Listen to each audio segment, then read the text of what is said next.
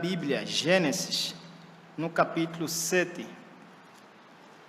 Este é o livro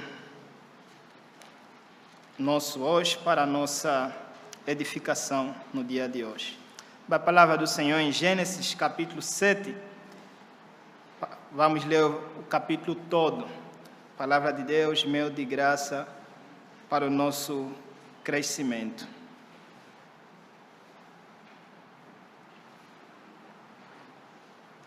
Gênesis capítulo 7 diz assim a palavra do Senhor. Disse o Senhor a Noé: entra na arca, tu e toda a tua casa, porque reconheço que tens sido justo diante de mim no meio desta geração. De todo animal limpo levarás contigo 7 pares, o macho e sua fêmea, mas dos animais imundos 1 par, o macho e sua fêmea. Também das aves dos céus 7 pares, macho e fêmea, para se conservar a semente sobre a face da terra. Porque daqui a 7 dias farei chover sobre a terra durante 40 dias e 40 noites. E da superfície da terra exterminarei todos os seres que fiz. E tudo fez Noé segundo o Senhor lhe ordenara. Tinha Noé 600 anos de idade, quando as águas do dilúvio inundaram a terra. Por causa das águas do dilúvio, entrou Noé na arca, ele com seus filhos, sua mulher e as mulheres de seus filhos. Dos animais limpos e dos animais imundos e das aves e de todo réptil sobre a terra, entraram para Noé na arca, de 2 em 2, macho e fêmea, como Deus lhe ordenara. E aconteceu que, depois de 7 dias, vieram sobre a terra as águas do dilúvio. No ano 600 da vida de Noé, aos 17 dias do 2º mês, nesse dia romperam-se todas as fontes do grande abismo, e as comportas dos céus se abriram. E houve copiosa chuva sobre a terra durante 40 dias e 40 noites.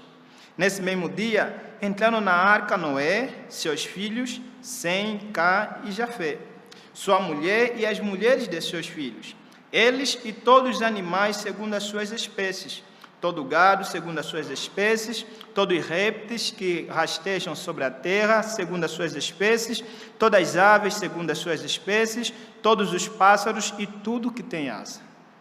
De toda a carne em que havia fôlego de vida, entraram de 2 em 2 para Noé na arca. Eram macho e fêmea os que entraram de toda a carne, como Deus lhe havia ordenado. E o Senhor fechou a porta após ele. Durou o dilúvio 40 dias sobre a terra. Cresceram as águas e levantaram a arca de sobre a terra. Predominaram as águas e cresceram sobremodo na terra. A arca, porém, vogava sobre as águas.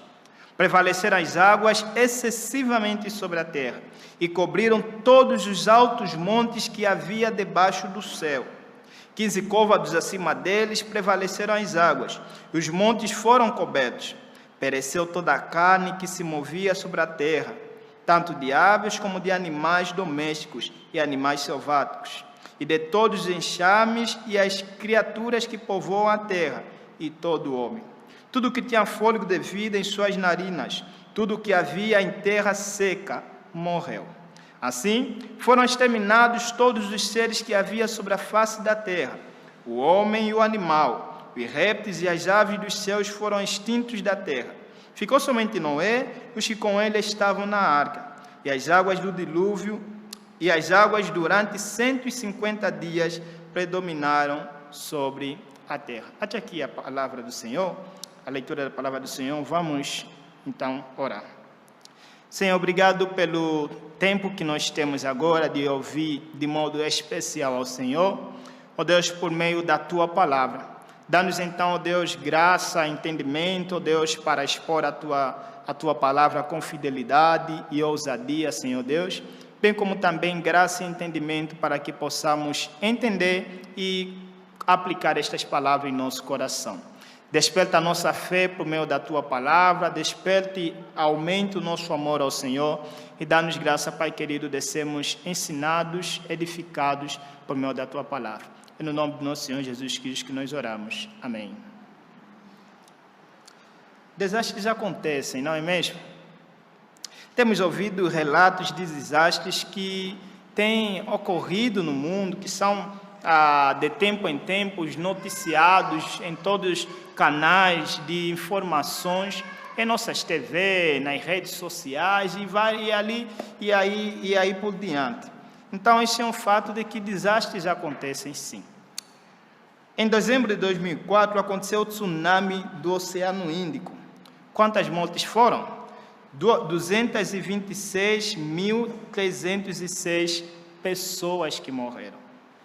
Se você se lembra, dia 25 de janeiro de 2019, aconteceu o rompimento da barragem de Brumadinho, aqui no Brasil, lá no estado de Minas Gerais.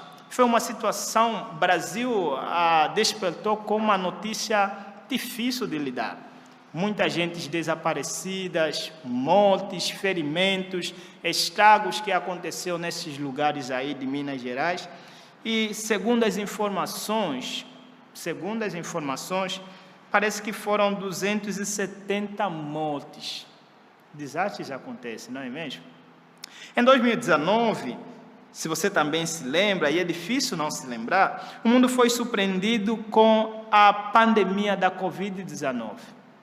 Até hoje ainda não nos lembramos disso. Prova disso é que todos vocês aí bem bonitinhos, né, com uma máscara no rosto. Acredito que vocês não estão alegres em usar a máscara.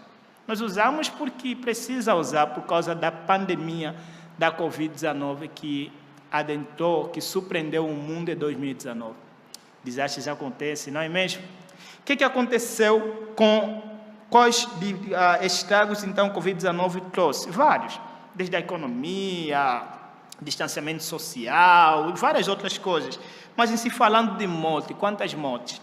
Segundo a CNE Brasil, foram contabilizadas até aqui então mais de 5 milhões de mortes no mundo. Desastres acontecem, não é mesmo? E o que dizer quando vemos estas coisas aqui? Nós ficamos arrepiados, ficamos tristes, desanimados com estas situações aqui.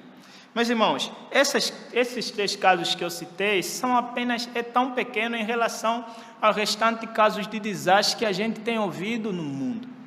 A gente tem ouvido vários desastres que acontecem, terremotos, vulcão, várias outras coisas que acontecem. Esses apenas são alguns que eu destaquei aqui para mostrar então que desastres acontecem.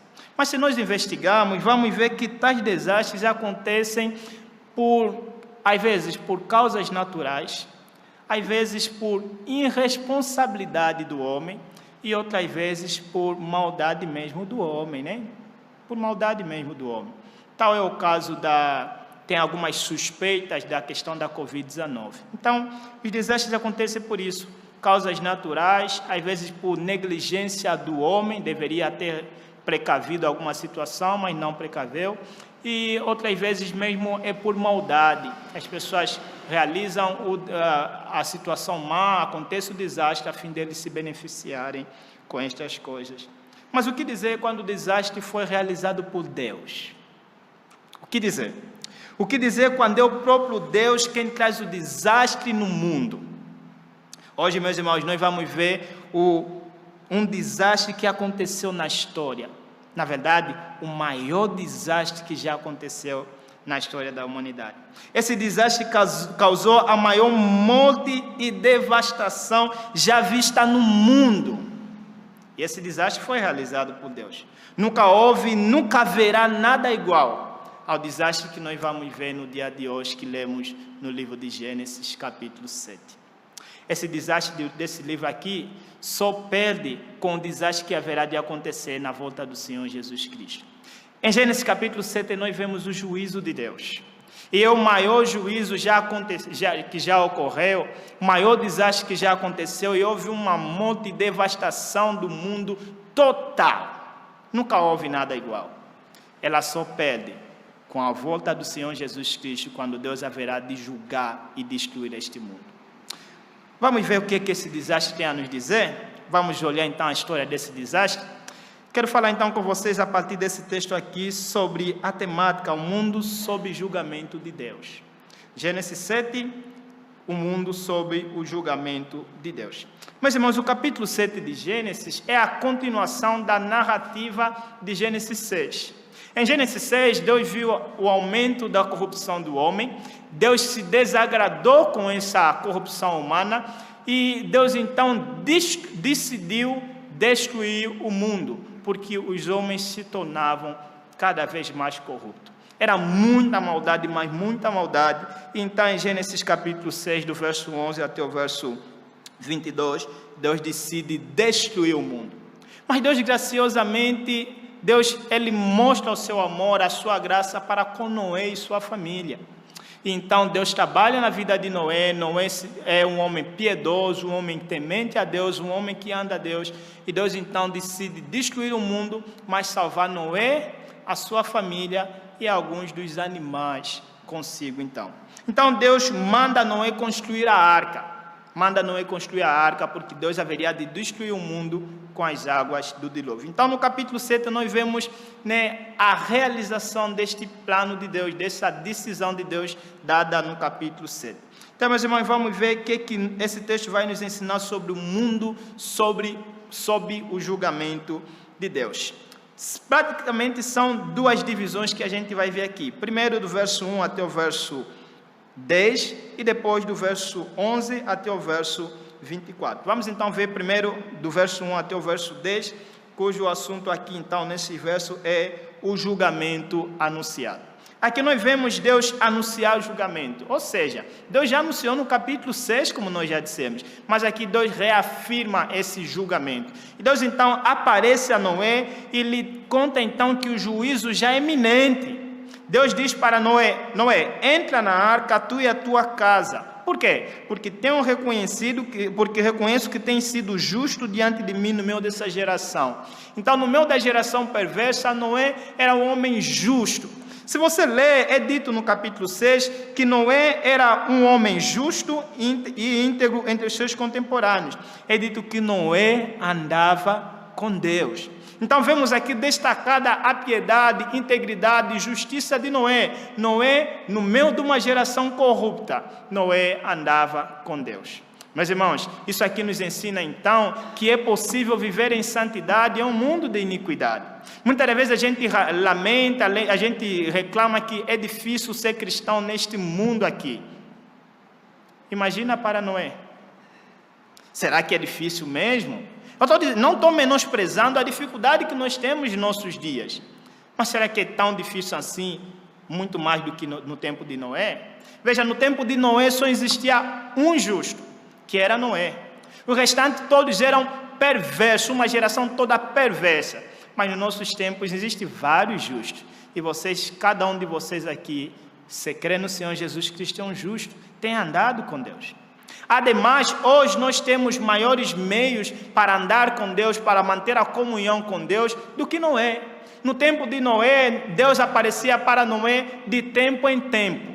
De tempo em tempo, o Senhor aparecia para Noé. E Noé era o único lá. Nos nossos dias, nós temos uma igreja. Podemos manter comunhão, tanto é que estamos aqui reunidos em adoração ao nosso Senhor. Noé não tinha esse privilégio de se reunir como igreja, com o povo de Deus de diferentes lugares para adorar ao Senhor. Ele era o único justo naquela altura. A maldade era tanta que Deus queria destruir o mundo. E hoje, nos nossos dias, no tempo de lá, como eu disse, Deus aparecia de tempo em tempo para Noé. E Noé muitas das vezes tinha que se guiar pela revelação natural de Deus, pelas leis gravadas em seu coração, as leis que Deus colocou em nosso coração na criação, para distinguir entre o bem e o mal. Mas nos nossos dias nós temos a revelação completa de Deus. Deus não se revela para nós de tempo em tempo, não. Deus se revelou de modo cabal, de modo completo. Isso em sua palavra.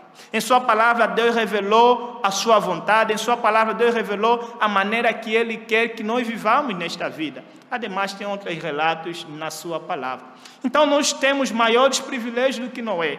Ademais, nós podemos ouvir, temos outros meios midiáticos que podemos usar para nossa edificação e crescimento espiritual. Temos as redes sociais, temos o YouTube, temos outros canais midiáticos, Spotify, programas, seminários, palestras que têm sido dadas, gravadas e colocadas na internet para que nós pudéssemos acessar, ser instruídos e edificados no Senhor. Então não me diga que no nosso tempo é mais difícil. No tempo de Noé era mais difícil. Mas aqui vemos Noé, nesse tempo de impiedade, andando em santidade. Meu caro, é possível viver em santidade em um mundo de impiedade. Então Deus reconhece isso aqui. Deus fala, eu reconheço isso. Por isso vem, entra na arca que eu disse para você construir. Entra lá. E Deus diz para que ele entra na arca e entra também a sua família. Para que Noé entra, leve a sua família e leve também alguns dos animais que ele deu. Primeiro vamos falar sobre a família de Noé. Bem, o motivo de Noé entrar na arca é porque ele andava com Deus. Noé era piedoso, Noé amava seu Deus. Mas veja, nunca é dito nada sobre a família de Noé. Em nenhum momento Gênesis fala do relacionamento da família de Noé com Deus. Pelo menos até aqui. É dito que Noé era homem que andava com Deus. Mas não é dito nada da família de Noé. Então por que a família de Noé vai entrar na arca? Bem, há duas respostas que podemos dar para isso. Uma é que pode ser que a família de Noé, de fato, também andava com Deus. Noé, como era justo, instruía a sua família no caminho do Senhor. E então, por esse motivo, também poderia entrar na arca. Não foi registrado, mas também andava com Deus. Então, a sua esposa, os seus 3 filhos e as 3 mulheres dos filhos de Noé. Então, pode ser que também andavam com Deus, mas não foi registrado aqui.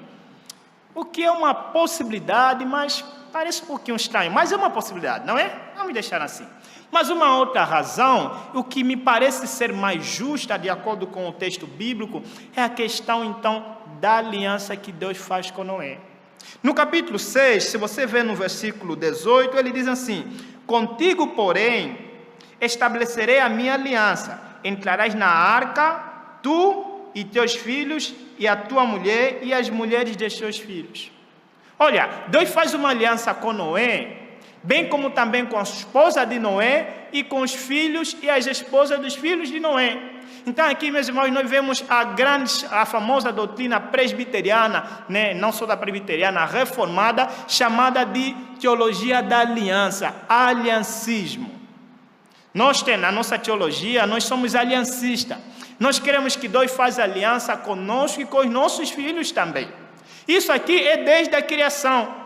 Deus, quando criou Adão, Deus fez aliança com Adão. Qual é a aliança? Chamado Pacto das Obras, de não comer da árvore do conhecimento do bem e do mal. E que na consequência, no ato, na desobediência disso, Adão e a sua descendência deveriam morrer. Mas se comesse, eles viveriam para sempre. Veja, nós não existíamos ainda, mas foi feita essa aliança com Noé e seus descendentes. Talvez você pergunta, por que você nasce pecador? Por que você já nasce condenado? Porque teu pai Adão quebrou a aliança lá da criação. Aqui nós vemos também isso com Noé. Deus fez aliança com Noé e essa aliança inclui a família de Noé. Vemos isso com Abraão. Deus fez aliança com Abraão e com o restante dos filhos de Abraão, o povo de Israel. E nós vemos isso aqui também com o nosso Senhor Jesus Cristo. Talvez você vai dizer, Deus é injusto. Como é que Ele me condenou pelo pecado de Adão? Calma aí.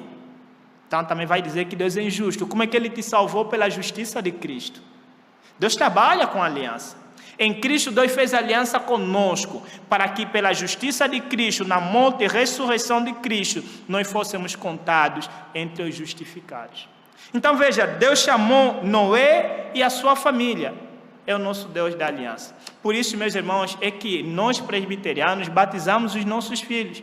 Por quê? Porque o batismo é o sinal da aliança de Deus para conosco. Então, os nossos filhos estão incluídos na aliança, são contados na aliança, são filhos da aliança. Por isso é que nós batizamos as nossas crianças.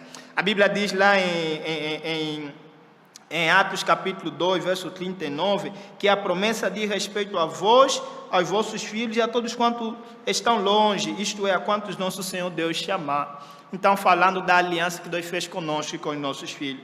Ainda 1 Coríntios 7,14 vai dizer, porque o marido incrédulo é santificado no convívio da esposa, e a esposa incrédula é santificada no convívio do marido. De outra sorte, vossos filhos seriam impuros, porém agora são santos. Veja, se alguém que é crente e o marido é descrente, não é necessário se separar. Não precisa se separar, porque o marido descrente é santificado no convívio com a mulher que é descrente, falando aqui da aliança. Então veja então que Deus fez a aliança com Noé e com a sua família, por isso eles entraram para lá. Veja, pode ser que eles também eram piedosos, a Bíblia não fala disso, mas eu acredito que o maior fator deles entrarem é da aliança que Deus fez com Noé. Então Deus diz, entra para a arca. E veja, a arca aqui funcionava como um meio de salvação. E é interessante que Deus apontou qual meio de salvação para Noé, a sua família e os animais. Deus traria o juízo. E qual o meio de salvação? A arca. Isso não é diferente nos nossos dias, meu caro. Deus aponta para nós o caminho da salvação. Deus aponta para nós o meio da salvação. Nós não somos nós quem decidimos quais meios para a nossa salvação, é Deus. E o meio que Ele apontou para a nossa salvação é o Senhor Jesus Cristo. Crê no Senhor Jesus Cristo, serás salvo. Este é a ordem do Senhor para nós. Então Noé entra. E veja que Noé não só entra com sua família, mas também Noé entra com alguns dos animais. Veja, de todo animal limpo levarás contigo 7 pares, o macho e a sua fêmea, mas dos animais imundos, um par, o macho e a sua fêmea. Essa classificação de animais impuros e impuros, ela é criacional, depois vai se refletir lá com Moisés, no período mosaico, mas a ideia aqui essa ideia é de distinguir, tem um conceito, né? É importante essa distinção aqui por causa do sacrifício que se fazia ao Senhor. Então, para que os animais impuros não fossem sacrificados, simplesmente os animais limpos. Mas eu não vou me deter nessa situação. O fato aqui que eu quero apresentar para vocês é que, veja, Deus não somente salva Noé e a sua família, mas Deus também salva alguns dos animais. 7 pares, macho e fêmea, dos animais puros, e um par dos animais impuros. Veja, de todos os animais que existiam, Deus salvou alguns. Deus disse no capítulo 6 que esses animais viriam até Noé. Deus os traria até Noé na arca, para então que pudessem ser salvos. Meus irmãos, Deus traria juízo, mas aqui nós vemos a graça de Deus no juízo. Vemos o propósito de Deus no juízo. Qual é o propósito de Deus no juízo? É de limpar a criação.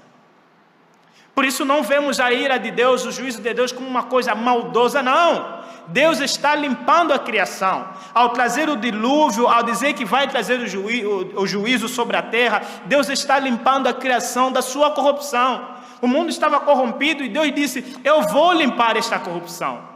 E veja, meus irmãos, aqui Deus cumprindo com a sua palavra, lá de Gênesis 3,15. Qual é a sua palavra? O mal não triunfará. A descendência da serpente não vai triunfar sobre a descendência da mulher.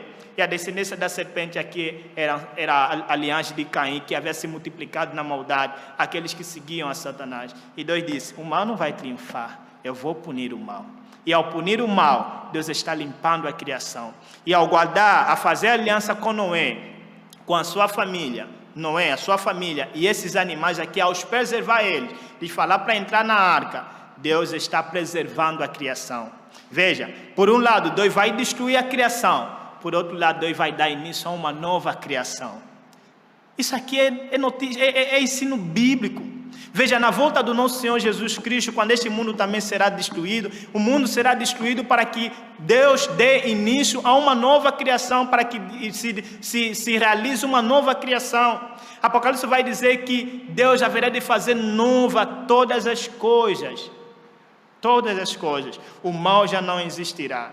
E aqui então vemos Noé, que preservando Noé, a sua família e esses animais, Deus vai destruir o mundo corrupto e vai dar início a uma nova criação. E se você é leitor da Bíblia, você sabe que isso de fato aconteceu, né? Isso de fato aconteceu. Então, é isso aí. E veja, por que Deus vai fazer isso? Por que Deus está dando essa ordem para Noé? Porque daqui a 7 dias farei chover sobre a terra, 40 dias e 40 noites. Da superfície da terra exterminarei todos os seres que fiz. Olha, essa ideia onde é que eu tiro essa ideia de que ao destruir o mundo, Deus está dando também início a uma nova criação com Noé e esses animais? Parte dessa indicação aqui, 40 dias e 40 noites. Por que 40 dias e 40 noites de chuva, de dilúvio? Meus irmãos, o número 40, na numerologia bíblica, ela simboliza o início de um novo período, o início de uma nova época, de uma nova etapa. Você se lembra lá a tentação do nosso Senhor Jesus Cristo? O que a Bíblia diz em Mateus capítulo 1? Depois do Senhor Jesus Cristo ser tentado, Mateus capítulo 4, verso 1 e 2. Depois do Senhor Jesus Cristo ser tentado 40 dias e 40 noites, o que acontece no capítulo 5? No mesmo capítulo 4, no verso 17. Ouvindo o Senhor que João fora preso, saiu e foi que deu início ao seu ministério. Então Jesus primeiro passou nos 40 dias e 40 noites de tentação. Só depois disso houve uma nova etapa. Então 40 dias e 40 noites dão a ideia de uma nova etapa, do novo começo. E aqui então, ao destruir o dilúvio, ao destruir o mundo com as águas do dilúvio em 40 dias e 40 noites, Deus estava dando início a uma nova criação. Veja aqui o propósito de Deus: punir o mal e trazer uma nova criação. Qual vai ser a resposta de Noé quanto a isso? Será que Noé vai acreditar? Veja, ele já construiu a arca. Mas agora, será que Noé vai deixar de fato, meus irmãos, este mundo, o mundo onde ele vive, o conforto do seu mundo, para entrar na arca? Veja, a arca é fechada. Ele vai deixar o seu mundo, o conforto que nele há? Meus irmãos, Noé vai levar a sério a palavra de Deus dita a ele? Veja, o mundo estava caminhando tudo no normal. Não havia nada de estranho naquele tempo, quando Deus estava falando com Noé. Estava tudo normal. Nosso Senhor Jesus Cristo disse em Mateus capítulo 24, no texto que nós lemos na confissão de pecado, que no tempo de Noé comiam, bebiam, casavam e davam-se em casamento, então estava tudo normal. Será que Noé vai abandonar tudo? Será que Noé vai mesmo se despedir do mundo, renunciar à sociedade, os confortos que ela dá para entrar na arca fechada? Vamos ver o verso 5 ao verso 10, a resposta de Noé. É interessante que o verso 5 começa de uma maneira assim admirável, de uma forma categórica. E tudo fez Noé segundo o Senhor lhe ordenara. Categórica. Noé obedeceu a palavra do Senhor.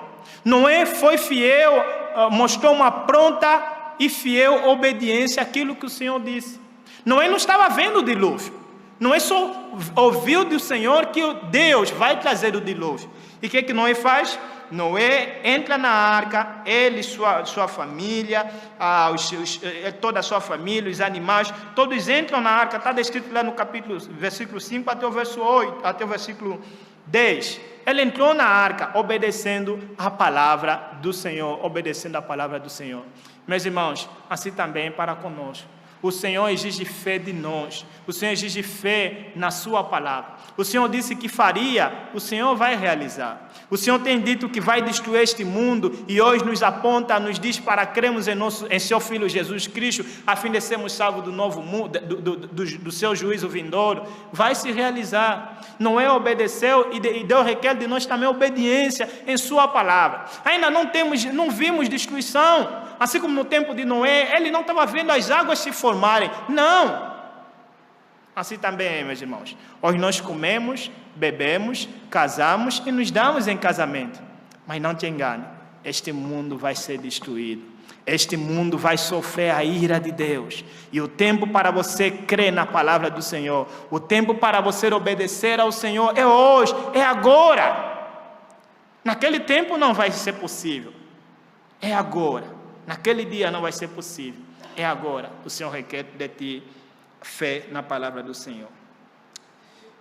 Meus irmãos, então Noé entra na arca. O verso 10 diz que aconteceu que depois de 7 dias vieram sobre a terra as águas do dilúvio. Então, confirmando que o dilúvio então sucedeu. Ou seja, Deus foi fiel à sua palavra. Mas quando aconteceu o dilúvio, Noé já estava na arca.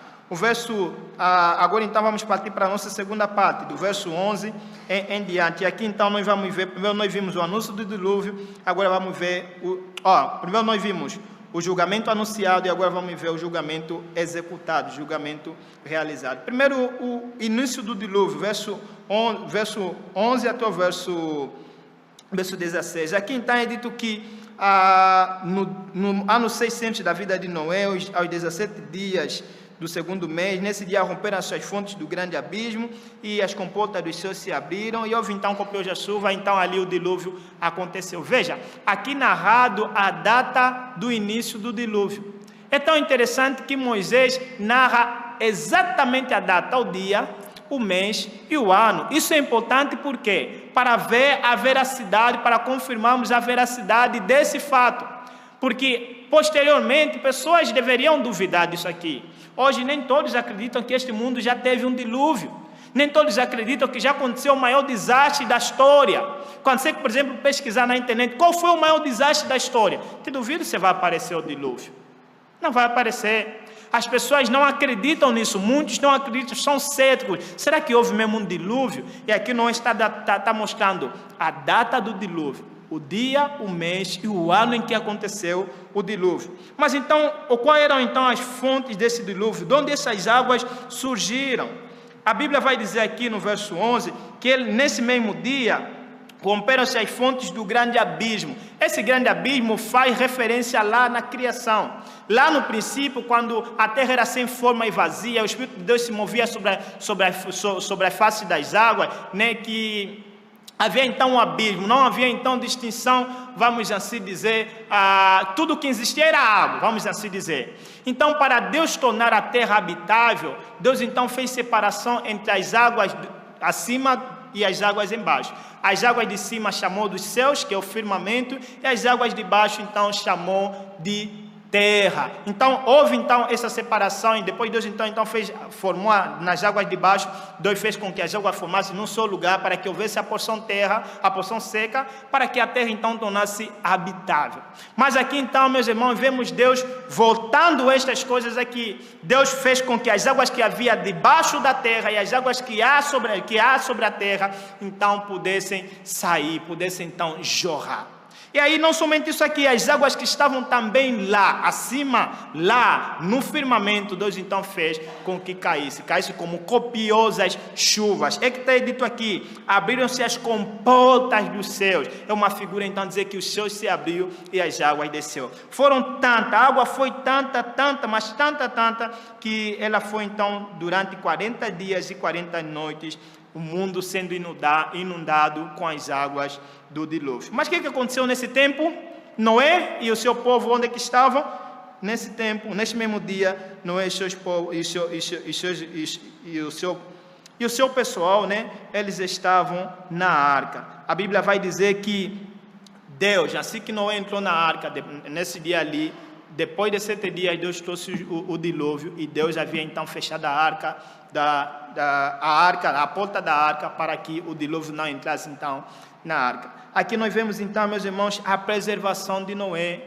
Noé e a sua família sendo preservado do juízo de Deus pelas águas do dilúvio. Deus, ao fechar a porta da arca, Deus mostra o seu cuidado. Duas coisas ali. Primeiro, o seu cuidado para com Noé, mostrando que eles não vão perecer. Eles não vão morrer. Deus disse que os salvaria do juízo, do dilúvio, e eles então serão salvos. Lembra daquele versículo? A porta que Deus abre, ninguém fecha, e a porta que Deus fecha, ninguém abre. Então eles seriam preservados. Isso nos mostra também sobre a nossa salvação. Por isso que nós temos dito que uma vez salvo, salvo para sempre. Fiel é aquele que começou a boa obra em vós, o qual também haverá de completar. Se o nosso Senhor Jesus Cristo te salvou, Ele vai te salvar até no último dia. Por isso, crente, não tem por que você temer no dia do juízo final. Será que eu vou ser salvo? Se você é crente em Cristo, você está seguro. Ele te salvou. Naquele dia você estará seguro, porque você estarás guardado em Cristo Jesus, no nosso Senhor Jesus Cristo. Mas também, ao fechar a porta, Deus também mostra o final, o limite da sua paciência.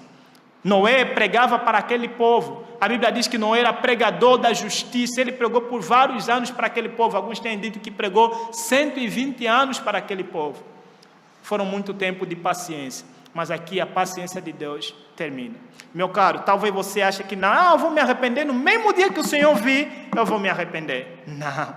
Naquele dia o Senhor haverá de limitar, haverá de cessar o tempo da sua paciência. O tempo da longanimidade de Deus é agora, é hoje. Enquanto você não morreu, enquanto Cristo não veio, eis o tempo do arrependimento, eis o tempo para você se arrepender, meu caro. Não naquele dia aí, não naquele dia. Ademais, ninguém sabe se você vai estar naquele dia. Nós não sabemos do amanhã. Hoje pode ser o dia da nossa morte, portanto que amanhã pode ser o dia da nossa morte, portanto que hoje seja o dia do nosso arrependimento. Arrependa-se, creia em Cristo Jesus para a tua segurança eterna. para a tua segurança eterna. Vimos então o início do dilúvio, mas então quais são os estragos que esse dilúvio trouxe? Isso é narrado no versículo 17 até o versículo 24. Primeiro vemos aqui a extensão do dilúvio. Veja, aqui é dito que o dilúvio durou 40 dias e 40 noites, e veja aqui que as águas predominaram as águas e cresceram sobremaneira na terra, a arca porém vogava sobre as águas, prevaleceram as águas excessivamente sobre a terra e cobriram todos os altos montes que havia debaixo do sol. Veja, 15 côvados acima deles prevaleceram as águas, os montes foram cobertos. Veja, mostrando aqui a extensão do dilúvio. Enquanto que alguns duvidam da existência do dilúvio, alguns têm duvidado da extensão do dilúvio. Alguns têm dito, não, o dilúvio não foi global, o dilúvio foi local. Mas aqui esse texto, então, apresenta várias pistas para mostrar que o dilúvio foi global, foi universal, não foi local. Veja, as águas prevaleceram, veja ali, na terra, as águas prevaleceram excessivamente sobre a terra, versículo 18, versículo 19, repetindo no versículo 19. Veja, versículo 15. 15 côvados acima deles prevaleceram as águas e cobriram todos os montes, todos os altos montes. Então, está falado do mundo todo. E abaixo vamos encontrar mais algumas pistas para mostrar que o dilúvio foi universal e não local. Veja, o mundo foi todo inundado de água. E ao falar que as águas inundaram, prevaleceram nos altos montes, né? E depois dos altos montes havia, contando o alto monte, do alto monte, do pico do alto monte, até mais para lá, chegando até onde estava então a arca, é contado aqui de 15 côvados, que é dado então, que nós contaríamos como 6,6 metros de altura. Então veja, eles estavam salvos, mas o povo aqui não estava salvo. E ao falar do monte, que as águas cobriram todos os altos montes, aqui então é uma indicação de que eles não poderiam se salvar. Nenhum homem poderia se dar despertão e então ir para o monte a fim de se salvar das águas do dilúvio, porque as águas cobriram o monte e estavam 6,6 metros acima do monte. Todos morreram. Todos, não tinha como escapar. E aqui nos mostra o dia do juízo, é um prenúncio do dia do juízo. Naquele dia ninguém vai escapar. Alguns vão dizer, não, eu vou dar um jeito, eu vou me livrar de Deus, eu vou me escapar de Deus. Não vão! Todos vão perecer. E é isso que o texto nos apresenta. O juízo de Deus será completo, todos vão perecer naquele dia. Aqueles que não estiverem em Cristo Jesus perecerão, não haverá lugar onde vão ir. Todos vão perecer. Meu caro, se você não crê em Cristo, não adianta pensar, se enganar, que naquele dia você vai ter como se livrar. Vou me enfiar num buraco aí. Não vais.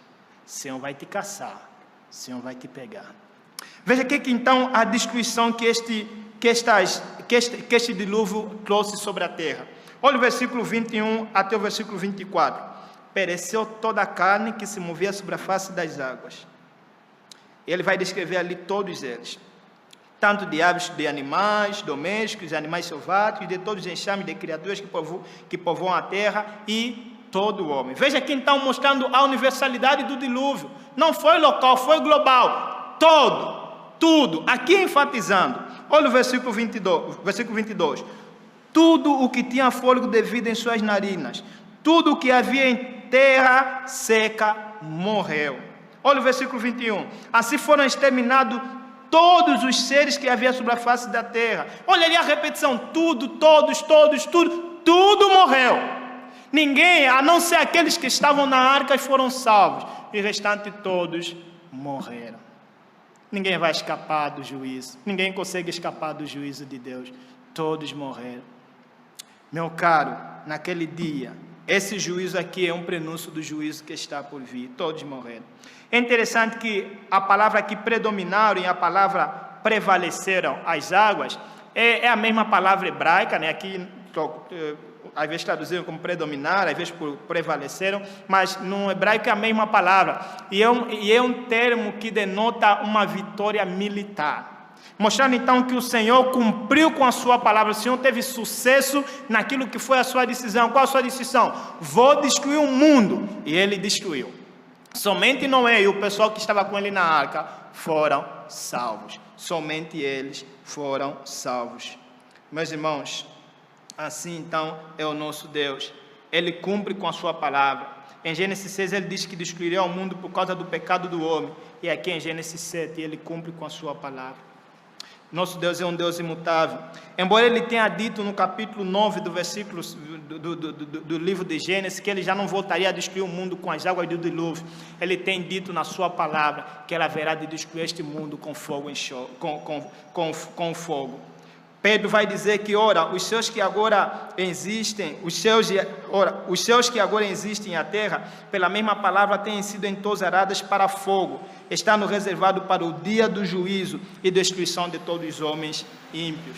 Veja, Deus já não vai destruir o mundo pelo dilúvio, porque ele falou isso aqui, prometeu no livro de Gênesis, no capítulo 9, mas ele tem dito que vai destruir este mundo com fogo, vai destruir esse mundo com fogo. Mas, irmãos, que então nós aprendemos aqui terminando então aqui a nossa exposição. Veja, o mal não vai triunfar, a primeira coisa. O mal estava se multiplicando em Gênesis capítulo 6. A descendência a descendência da serpente, os maus, aqueles que se aliaram, o mundo corrupto, estavam em reviravolta com o Senhor, cometendo maldade, poligamia. Lameque, só porque lhe pisar no seu calcanhar, matou e ainda se gloriou diante da sua esposa. Olha, minhas esposas, eu matei um homem só porque me pisou. A maldade se multiplicando sobre a terra. E Deus aqui cumpre com a sua palavra lá em Gênesis 3,15. O mal não vai prevalecer. Deus destrói o mal daquela época.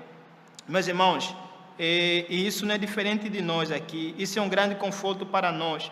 Pois muitas vezes nós vemos bandidos sendo soltos, inocentes sendo presos e mortos. Muitas vezes nós vemos políticos roubando e muitos oprimirem o povo. Veja para os países comunistas, o povo tem sido oprimido. Eu vejo a notícia e eu caio de lágrimas. Senhor, será que o Senhor não está a ver? Cadê Deus em tudo isso? Talvez você também diz, Deus, cadê o Senhor nessa toda maldade no mundo? Por isso alguns preferem ser ateus. Mas se existe Deus, então cadê o agir de Deus neste mundo? O mundo está corrupto, mas Deus não vai punir. Ele vai, meu caro. Deus se importa assim com este mundo. E Ele determinou em sua palavra um dia, na volta do Senhor Jesus Cristo, em que Ele vai julgar este mundo. Ele vai julgar este mundo. E aqui o dilúvio é um pré-anúncio, é uma ilustração, é um tipo. De fato aconteceu, mas o dilúvio, ela mostra, aponta para uma realidade superior. O dilúvio aqui é uma pequena história que aponta para uma grande história, uma metanarrativa, o dia do juízo final. Quando Deus vai trazer juízo sobre este mundo pecador. Quando Deus vai trazer juízo sobre este mundo perverso. E, meus irmãos, a segunda coisa que podemos ver aqui é que o juízo de Deus é alarmante. Veja como o povo pereceu com as águas do dilúvio. Ninguém escapou. Veja como o povo pereceu. Meus irmãos, tema. O juízo de Deus é alarmante. Veja, esse juízo foi apenas uma demonstração, como assim dissemos. O dilúvio trouxe a morte, mas o dia do juízo final trará punição eterna no fogo. Os ímpios passarão a eternidade no inferno, sofrendo com as chamas do inferno, lá, queimando. E naquele dia já não poderão se arrepender. Naquele dia já não poderão voltar a sua alma. Deus me perdoe, toda a sua oração, todo o seu clamor por perdão será vão. Assim como naquele dia, talvez alguns pensaram, Noé me falou do dilúvio que viria, Noé me falou de Deus que destruiria o mundo agora. Só que Deus já tinha fechado a arca. Naquele dia do juízo, já não haverá tempo para nos arrependermos. Aliás, já não haverá espaço para arrependimento. Deus haverá de terminar. A paciência de Deus tem um fim, meu caro. A longanimidade de Deus tem um fim. E esse dia vai chegar. Meus irmãos, Deus nos chama pelo Evangelho a irmos a Cristo, nossa segurança do juízo que está por vir. Essa é a terceira aplicação que nós vemos desse texto. Assim como Noé, Deus o chamou para entrar para a arca, salvar ele e a sua família. Deus também nos chama hoje em Cristo. Noé é um tipo de Cristo. Deus fez aliança com Noé e a sua família e com a criação. Deus também fez aliança com o Senhor Jesus Cristo. Aqueles que estarem em Cristo, aqueles que se refugiarem em Cristo Jesus, uma arca muito maior do que a arca construída por Noé, esses serão salvos do dia do juízo final. Portanto, se você não crê em Cristo hoje, agora. Ninguém sabe do dia da manhã. Ninguém sabe, amanhã pode ser o dia da sua morte, que hoje seja o dia do seu arrependimento. Já dizia um puritano, meu caro. Crê em Cristo Jesus para a tua salvação. E se você já crê em Cristo Jesus, esteja firmado nisso. Por mais que não aparenta, este mundo haverá de ser destruído. Por mais que não aparente, este mundo haverá de passar. E Deus haverá de transformar este mundo. Esse é um encorajamento para você. Deus haverá de julgar este mundo. O teu clamor por justiça vai se realizar. E o teu anseio por uma nova criação, onde há alegria, paz, deleite e satisfação na presença do nosso Deus, sem pecado, nem coisas que nos fazem lacrimejar, haverá de acontecer. Veja, depois do dilúvio, o mundo ainda ficou mais, o mundo ainda se corrompeu. Hoje estamos aqui. O mundo continua corrupto. Lá, essa história de Noé é apenas uma ilustração para mostrar do grande dia. Na volta de Cristo, Ele vai punir o mundo e vai renovar a criação. Uma renovação tal, num lugar tal, em que já não haverá morte, choro, nenhuma coisa mais entrará nesse lugar para contaminar. Naquele dia, Satanás já não estará dentre nós. Naquele dia, as forças do mal já não operarão tentando nos fazer cair. Naquele dia, já não lutaremos pelo pecado, o mundo e Satanás. Naquele dia, seremos perfeitos. Tudo em nossa vida será perfeito. E exultaremos ao nosso Deus com alegria, dizendo: eu te louvo, Senhor, eu te louvo. Se você está em Cristo, esse é o teu tesouro. Assim como cantamos aqui, eu te quero, te desejo mais do que a minha própria vida. Você está seguro nele, se você quer em Cristo. E se você não crê, meu caro, arrependa-se. O juízo de Deus é alarmante, é alarmante. Deus é terrível em juízo. Hoje, creia no Senhor Jesus Cristo.